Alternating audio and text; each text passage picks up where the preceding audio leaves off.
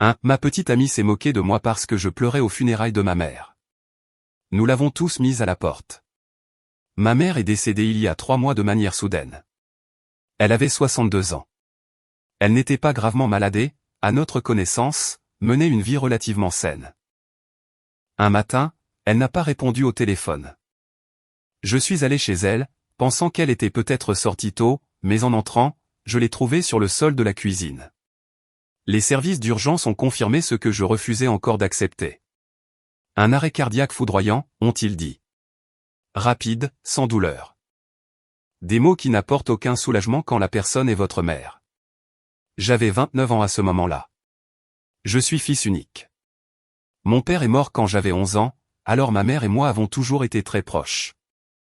Nous n'étions pas du genre à faire des démonstrations excessives d'affection, mais nous nous parlions presque tous les jours. Elle était ma référence, la personne que j'appelais quand je ne savais pas quoi faire, même pour des petites choses. La perdre m'a complètement désorienté. Ma petite amie, que j'appellerai Laura, était avec moi depuis presque 4 ans. Nous vivions ensemble depuis 2. Quand ce qui est arrivé à ma mère s'est produit, elle a été présente lors des démarches initiales, du moins physiquement. Je dis physiquement parce qu'émotionnellement, je l'ai sentie distante dès le premier instant. J'ai attribué cette attitude à l'impact de la situation. J'ai pensé qu'elle ne savait peut-être pas comment réagir, qu'elle était mal à l'aise ou nerveuse. Il ne m'est jamais venu à l'esprit que c'était le signe de quelque chose de plus grave. Les jours précédant les funérailles furent confus. Démarches, appels, papiers, des gens que je n'avais pas vus depuis des années apparaissant soudainement pour accompagner. Je fonctionnais en mode automatique. Laura s'est occupée de certaines choses pratiques, comme répondre aux messages ou coordonner les horaires, mais toujours avec un ton sec, presque impatient. À plusieurs reprises, elle m'a dit que je devais rester calme et être fort. Des phrases qui à ce moment-là m'ont semblé maladroites, mais pas mal intentionnées. Les funérailles eurent lieu dans un petit salon funéraire, sobre.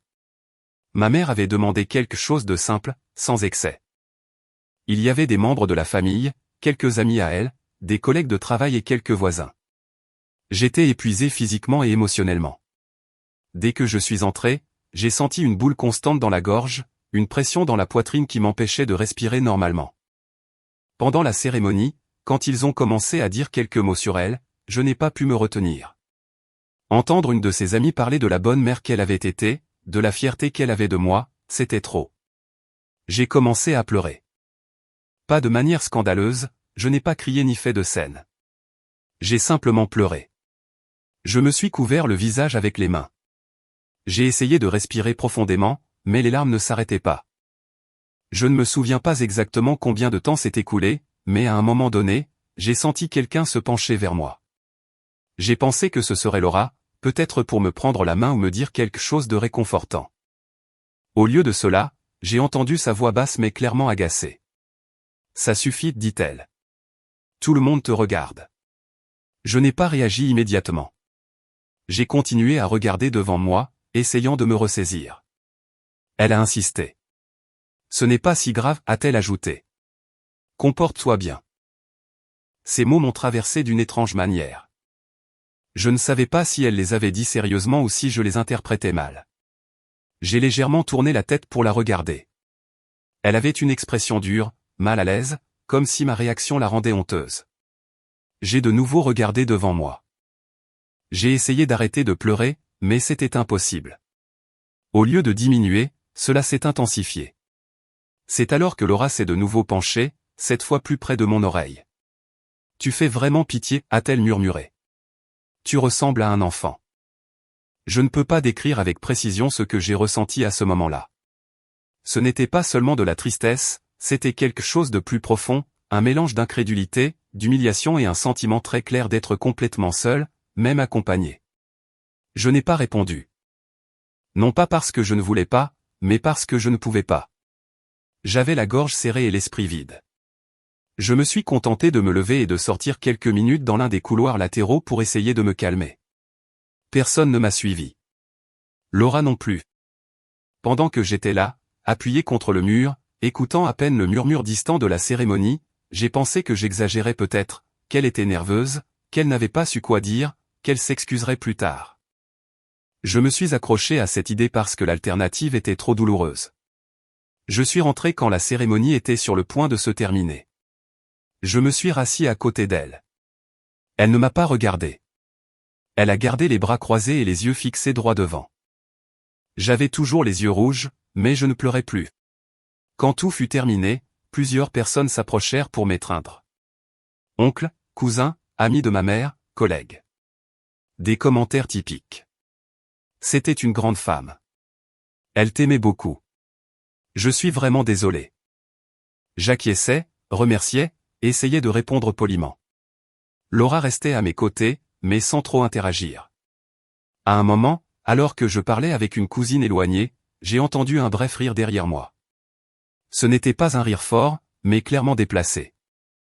J'ai légèrement tourné la tête et j'ai vu Laura parler à deux de mes connaissances. L'un d'eux m'a regardé mal à l'aise quand il a remarqué que j'avais entendu. Je n'ai pas pu entendre toute la conversation, mais une phrase m'est restée gravée. Il s'est mis à pleurer comme si c'était la fin du monde, a-t-elle dit d'un ton moqueur. Quel exagéré. J'ai senti un coup sec dans l'estomac. Ma cousine a remarqué que j'étais resté silencieux et m'a demandé si j'allais bien. J'ai hoché la tête par réflexe, mais je n'écoutais plus rien d'autre. Tout mon corps s'est tendu. Je ne savais pas si je devais m'approcher, la confronter, partir ou simplement rester immobile. Je n'ai rien fait de tout cela. Je suis resté là, immobile, traitant ce que je venais d'entendre. À ce moment-là, je ne voulais pas discuter, je ne voulais plus pleurer, je ne voulais rien expliquer, je voulais juste que ce jour se termine. Cependant, ce qui s'est passé ensuite a rendu impossible que les choses en restent là. Je suis resté debout quelques minutes de plus, sans bouger, jusqu'à ce que l'un de mes cousins, Andrés, s'approche. Il était arrivé d'une autre ville ce matin-là et nous n'avions pratiquement pas pu parler. Il m'a posé une main sur l'épaule et m'a demandé à voix basse si je voulais sortir un instant prendre l'air. J'ai acquiescé sans réfléchir. Nous nous sommes éloignés de quelques mètres vers une zone moins fréquentée de la salle. Il y avait quelques chaises vides et une table avec du café que presque personne n'utilisait. Je me suis assis. Andrés s'est assis à côté de moi. Il n'a rien dit pendant quelques secondes, il est juste resté là en silence, me laissant de l'espace. Ce geste si simple a suffi pour que tout ce que je retenais ressorte. J'ai recommencé à pleurer. Cette fois, je n'ai pas essayé de le cacher. J'ai baissé la tête et j'ai laissé les larmes couler. Je sentais mon corps lourd, comme si je ne pouvais pas me tenir complètement. Andrés ne m'a pas interrompu, il m'a juste dit calmement que c'était normal, que je n'avais pas à m'excuser pour quoi que ce soit, que ma mère avait été une personne très importante et que la perdre de cette manière était dévastateur.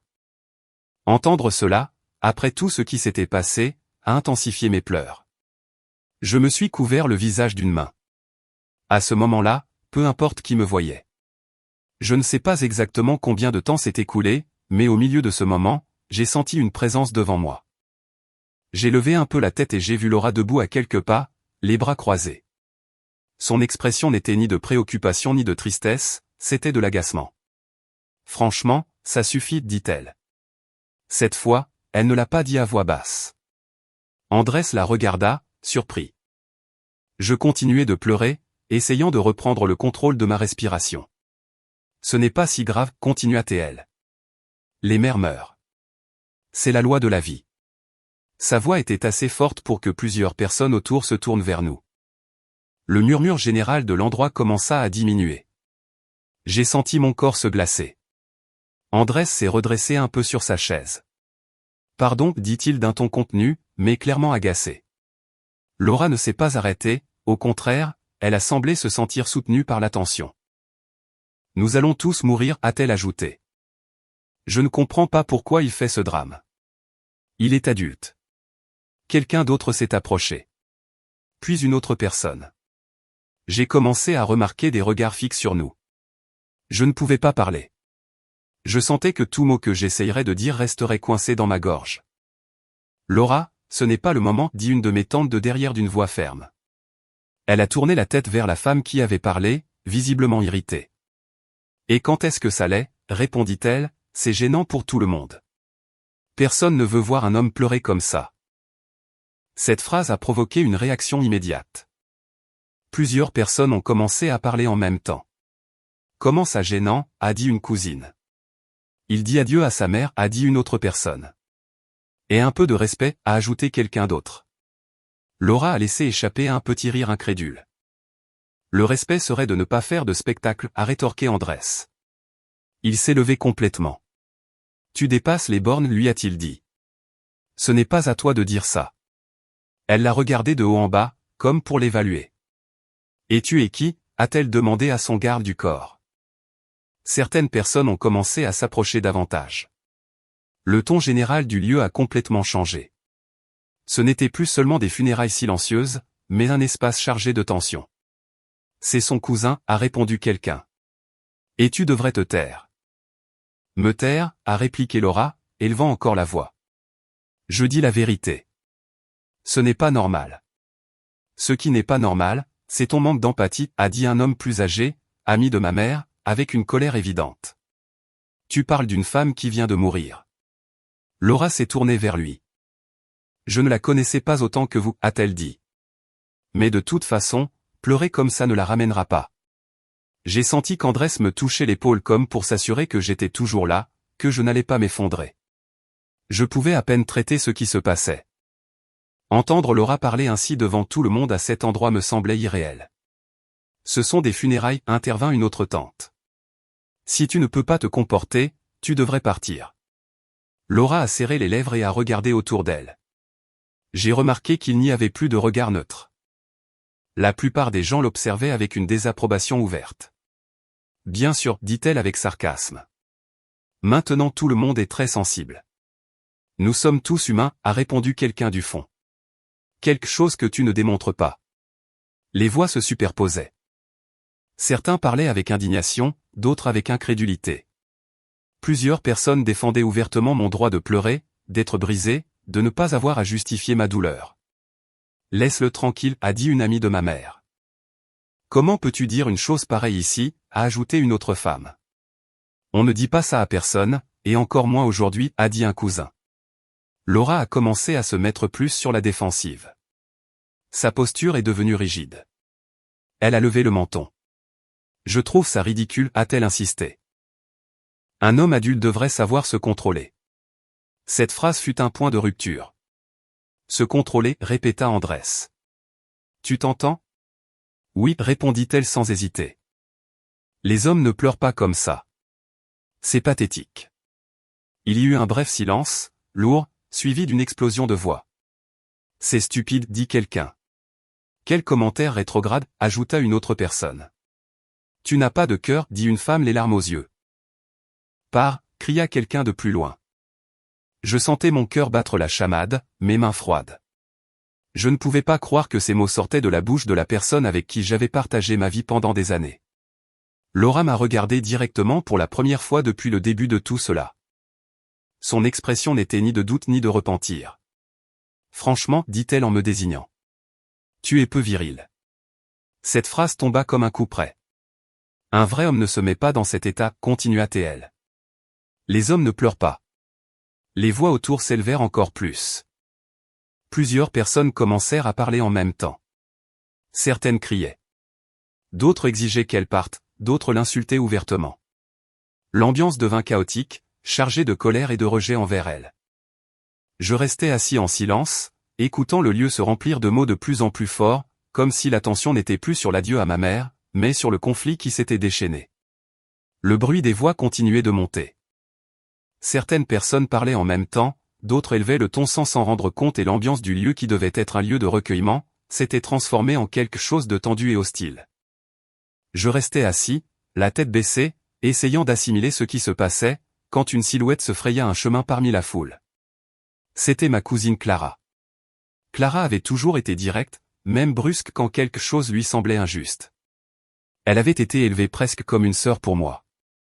Nous avions passé beaucoup de vacances ensemble quand nous étions enfants et elle connaissait bien la relation que j'avais avec ma mère. Son visage était rouge, je ne savais pas si c'était de colère ou d'émotion contenue. Elle marcha d'un pas ferme jusqu'à se retrouver devant Laura. Avant que quiconque ne puisse réagir, Clara leva la main et lui donna une gifle. Le son sec résonna dans le salon et produisit un silence immédiat. Ce fut un coup fort, clair, impossible à ignorer. Laura porta la main à sa joue par réflexe, les yeux grands ouverts, sans comprendre immédiatement ce qui venait de se passer. Clara ne recula pas d'un centimètre. Dégage, lui dit-elle d'une voix ferme. Tout de suite. Pendant une seconde, personne ne dit rien. Certaines personnes semblaient. D'autres regardaient Laura, attendant sa réaction. Je levai la tête d'un coup. Mon cœur battait fort. Je ne m'attendais pas à quelque chose comme ça, mais en même temps, je ne ressentais pas de surprise. Clara avait toujours réagi ainsi quand quelqu'un dépassait une limite qu'elle jugeait inacceptable. Laura réagit finalement. Tu es folle, cria-t-elle. Comment oses-tu me toucher? J'ose parce que tu l'as mérité, répondit Clara. Tu n'as aucun droit de l'humilier ici. Ça ne te regarde pas, dit Laura en la pointant du doigt. Ce n'est pas ta relation. C'est mon cousin, répondit Clara. Et c'est l'enterrement de sa mère. Certaines personnes ont commencé à acquiescer, d'autres murmuraient des phrases d'approbation. Personne ne semblait disposé à défendre Laura à ce moment-là. Laura respirait bruyamment. Ses yeux balayaient les visages, cherchant un soutien, une réaction favorable. Elle n'en trouva pas. Alors elle se tourna lentement vers moi. Elle me regarda comme si soudain, j'étais le seul à compter dans la pièce. « Et toi ?» me demanda-t-elle. « Tu ne vas rien dire ?» Sa voix avait changé. Elle n'était plus moqueuse ni provocatrice. Elle était exigeante. « Tu ne vas pas me défendre ?» ajouta-t-elle. « Tu vas laisser cette chienne me frapper comme ça ?» Ce mot tomba comme une provocation de plus. Je sentis plusieurs personnes se tendre à nouveau. Andrés fit un pas en avant, mais je levai légèrement la main pour qu'il s'arrête. Je me levai avec effort. Je sentais mes jambes faibles comme si j'avais du mal à supporter mon propre poids. Je regardai Laura directement. Pour la première fois depuis le début de tout cela, je ressentis une clarté étrange, froide. « Ne l'insulte pas, lui dis-je. » Elle ouvrit la bouche, surprise. « On vient de te frapper, répondit-elle incrédule. C'est tout ce que tu vas dire? » Je respirai profondément. Je sentis ma poitrine serrée, mais ma voix sortit plus ferme que prévu. Je t'ai demandé du respect. Je continuai. Pas aujourd'hui, toujours. Et tu n'en as pas eu. Du respect, se moqua-t-elle. Après comment tu te comportes? Certaines personnes commencèrent à protester de nouveau, mais je continuai à parler. Je t'ai dit d'arrêter, ajoutai-je. Je t'ai demandé d'arrêter et tu as décidé de continuer. Laura secoua la tête, comme si je déformais la réalité. Tu exagères tout, dit-elle. Je disais juste ce que je pense. Et tu l'as dit au pire endroit possible, répondis-je. À propos de la pire personne possible. Elle fit un pas vers moi. Tu sais ce qui se passe, dit-elle en baissant la voix, mais en la chargeant de mépris. Tu n'as jamais appris à être fort. Tu as toujours été comme ça, dépendant. Maintenant ta mère est morte et tu t'effondres. Je sentis une boule au creux de l'estomac. Quelques personnes réagirent immédiatement. Ça suffit, dit quelqu'un. Tais-toi, cria une autre voix. Mais je ne la perdis pas de vue. Ne parle pas de ma mère, lui dis-je. Je ne te le permets pas. Et qui va m'en empêcher, répondit-elle avec défi. Toi. Je la regardai quelques secondes de plus. Je pensais aux 4 dernières années, aux petites disputes que j'avais ignorées, aux commentaires que j'avais justifiés, aux fois où j'avais minimisé des attitudes qui, vues de ce moment-là, prenaient un autre sens. Non, lui dis-je finalement. Pas moi. Laura fronça les sourcils. Alors dis-moi, insista-t-elle, tu vas me défendre ou pas? La réponse sortit sans effort. Non, dis-je. Je veux que tu dégages. Le silence qui suivit fut différent. Il n'était pas tendu, il était définitif. Laura me regarda comme si elle n'avait pas compris. Qu'est-ce que tu as dit? Que tu t'en ailles, répétai-je.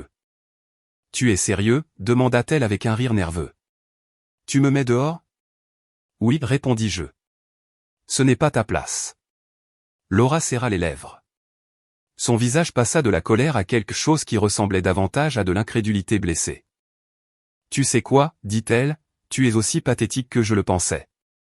Et tu n'as aucun droit d'être ici, répondit Clara sur le côté. Laura se tourna vers elle avec fureur. Ne te mêle pas, cria-t-elle. Je me suis déjà mêlée, dit Clara. Et nous ne te voulons pas ici. Plusieurs personnes acquiescèrent. Quelqu'un d'autre dit à voix haute qu'elle devait partir. Une autre personne désigna la porte. Le message était clair et collectif. Laura me regarda une dernière fois. Je n'aurais pas cru que tu me ferais ça, dit-elle. Après tout. C'est toi qui as fait ça, répondis-je. Je ne fais que poser une limite. Elle laissa échapper un rire amer. Bien sûr, dit-elle. Comme c'est pratique. Elle ajusta son manteau avec des gestes brusques. Elle regarda autour d'elle comme pour graver chaque visage. Profite bien de ton spectacle, ajouta-t-elle. Je ne compte pas rester ici. Personne n'a essayé de l'arrêter. Personne ne lui a demandé de se calmer. Personne n'a parlé en sa faveur. Laura s'est dirigée vers la sortie d'un pas rapide. Les gens se sont écartés sur son passage sans rien dire. Quand elle est arrivée à la porte, elle s'est arrêtée une seconde, comme s'attendant à ce que quelqu'un l'appelle. Cela n'est pas arrivé. Alors elle est partie. La porte s'est refermée derrière elle et le son a semblé marquer la fin de quelque chose qui était déjà brisé auparavant. Le murmure est revenu peu à peu, mais cette fois c'était différent. Quelqu'un a posé une main sur mon épaule. Quelqu'un d'autre m'a offert un verre d'eau. Je me suis laissé tomber de nouveau sur la chaise, le corps épuisé et l'esprit vide. La discussion était terminée. Les jours suivants, j'ai commencé à recevoir des messages de personnes qui n'avaient pas pu assister aux funérailles. Amis en commun, anciens camarades d'université, même des connaissances avec qui je n'avais pas parlé depuis longtemps. Au début, j'ai pensé qu'ils voulaient juste me présenter leurs condoléances, mais j'ai vite compris que beaucoup d'entre eux avaient entendu ce qui s'était passé.